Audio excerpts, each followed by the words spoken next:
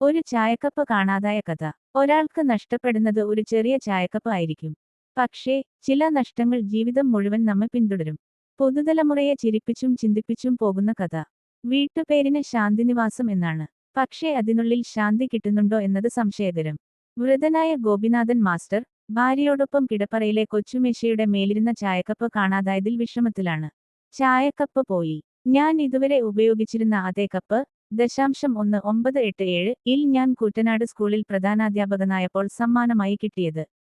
പക്ഷേ വീട്ടിലെ ചെറുപ്പക്കാർക്ക് അതൊരു തമാശയായിരുന്നുള്ളൂ. എന്താ ഗോപി ഏട്ടാ കപ്പ് കാണാതായെന്ന് എല്ലാരോടും പറയുന്നത്?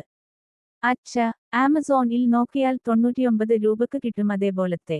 മാസ്റ്റർ മിണ്ടാതെ ഇരുന്നു. ഇത് കേട്ട മാത്രയിൽ അവരുടെ കൊച്ചുമകൻ അദ്വൈത്, 12 വയസ്സുള്ള ടെക് ജീനിയസ്, വീട്ടിലെ അലക്സയോട് ചോദിച്ചു, Alexa, who cares about a tea cup from 1987?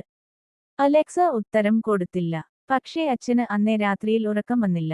2 ആഴ്ച കഴിഞ്ഞ്, ഗോപിനാഥൻ മാസ്റ്റർ മരിച്ചു.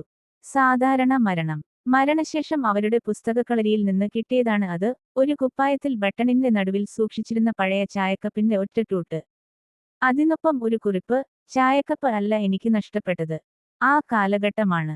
ആ തന്മയത്വം. ഒരേ കപ്പിൽ 10 വർഷം ചേർത്ത ചായയുടെ ഗന്ധം. അതൊരു കാലത്തിന്റെ ഓർമ്മചിഹ്നമാണ്. അദ്വൈത് തന്റെ സ്കൂളിൽ മൈ ഗ്രാൻഡ്ഫാദർ ടീ കപ്പ് എന്ന ഒരു പ്രസംഗം പറഞ്ഞു, എല്ലാവരെയും കരയിച്ചു. ഇനി താനൊരു കുപ്പയിലും ഒരു കപ്പിലും എന്തെങ്കിലും നഷ്ടമുണ്ടെങ്കിൽ, അതിന് പിന്നിലുള്ള കഥ ആദ്യം കേൾക്കാമെന്ന് പഠിച്ചു. പുതുതലമുറയ്ക്ക്, ഓരോ വലിയ മനസ്സിന്റെയും അനുഭവങ്ങൾ, ചെറിയൊരു സാധനത്തിന്റെയും ചുമലിലാകും. ചെറിയത് കളിയാക്കരുത്, അതിന് പിറകിൽ കഠിനകാലം ഒളിഞ്ഞിരിക്കും. ഹാസ്യത്തിന് പിന്നിൽ ഒളിഞ്ഞുനിൽക്കുന്ന ഹൃദയത്തിന്റെ വേദനയും മനസ്സിലാക്കുക.